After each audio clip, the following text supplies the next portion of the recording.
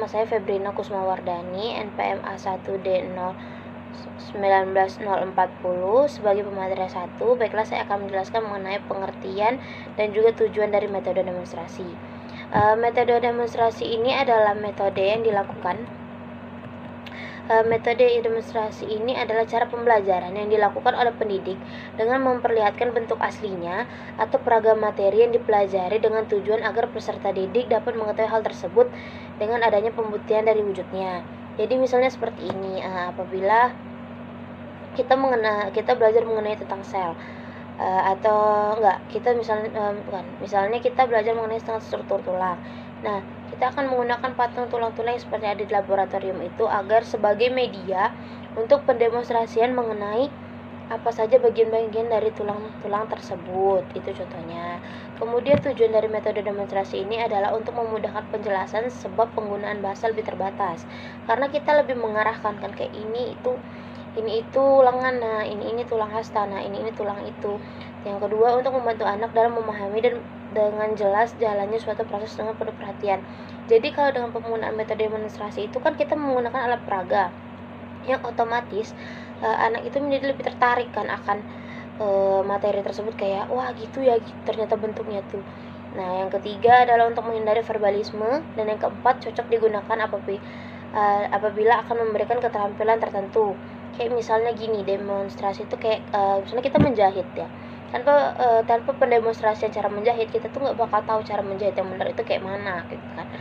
Jadi kayak kita cuma tahu, kalau kita cuma sekedar teori, kita cuma tahu materinya aja, tapi tentang mengenai pola bagaimana cara kita menjahit itu kita tidak tahu.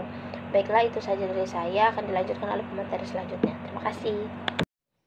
Baiklah, perkenalkan, saya Inka Puspita dengan NPM A1D019.066 sebagai pemateri kedua. Untuk kelebihan dari metode demonstrasi, yang pertama yaitu untuk memperjelas, karena menggunakan bahasa itu lebih terbatas. Yang kedua, untuk membantu anak dalam memahami bagaimana suatu proses tersebut. Yang ketiga, untuk menghindari verbalisme.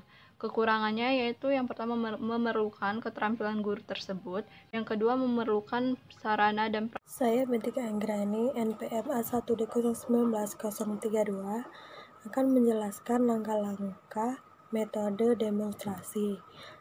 Yakni langkah-langkah metode demonstrasi yang pertama yaitu mulailah peserta didik untuk melakukan kegiatan-kegiatan yang merangsang agar peserta didik mampu berpikir. Yang kedua yaitu ciptakan suasana yang menyejukkan dan agar terhindar dari suasana yang menegangkan. Yang ketiga yaitu memberikan kesempatan pada peserta didik untuk secara aktif memikirkan lebih lanjut sesuai dengan apa yang dilihat dari proses demonstrasi yang telah dilakukan. Yang keempat yaitu yakin bahwa peserta didik mengikuti semua jalannya demonstrasi dengan memperhatikan seluruh reaksi peserta didik. Yang kelima yaitu mengakhiri kegiatan pembelajaran metode demonstrasi dengan memberikan tugas-tugas tertentu yang ada kaitannya dengan metode demonstrasi.